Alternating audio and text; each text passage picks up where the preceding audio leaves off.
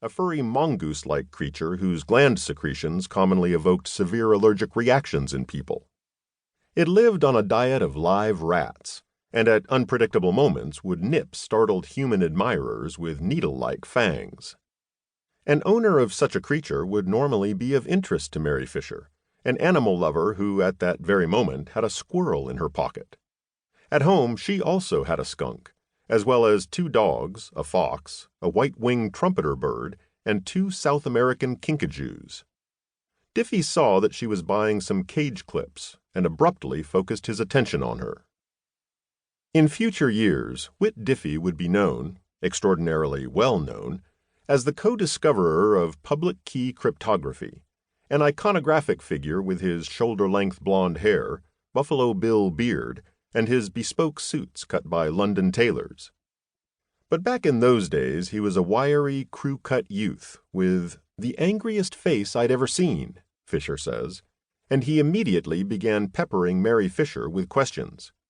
You keep exotic animals? Then you'll need this, and this, and this. He took things out of her hands and put other things in as he lectured. His rudeness appalled Mary, but she hadn't yet cracked his code.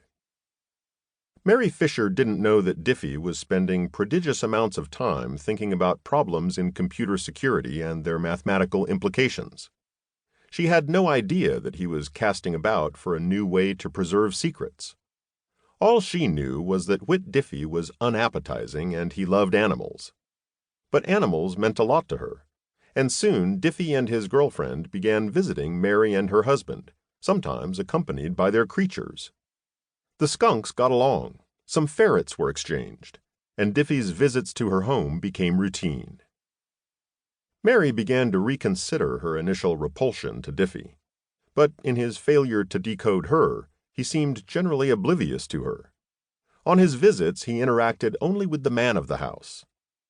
After Mary and her husband moved to New Jersey, where he started veterinary school, she would sometimes pick up the ringing phone and hear Diffie's cuttingly precise voice brusquely ask for her spouse, as if she were an answering service. One day she made her feelings plain. Look, she said, I understand I'm not as bright as you and some of your friends, and I understand your friendship is primarily with my husband, but I don't really think it would kill you to say hello. The message got through.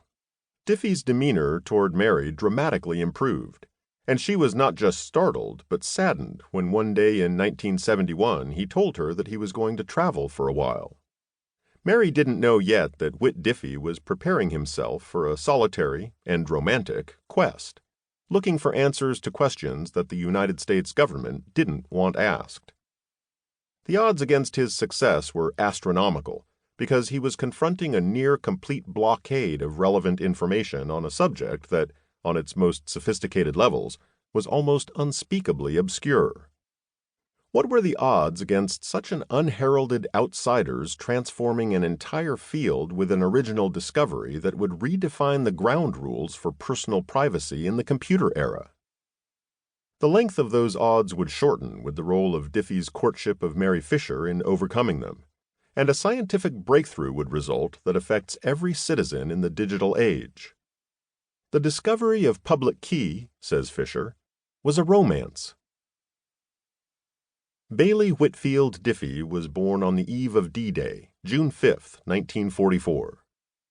His professor father had just completed a wartime sabbatical in government service. Though he disliked communists, more for their humorless single-mindedness than their ideology, Whit Diffie's father was a passionate anti-fascist and often lectured against the repressive movement in Europe. Both of Whit's parents were educated people. Bailey Wallace Diffie taught Iberian history and culture at City College in New York.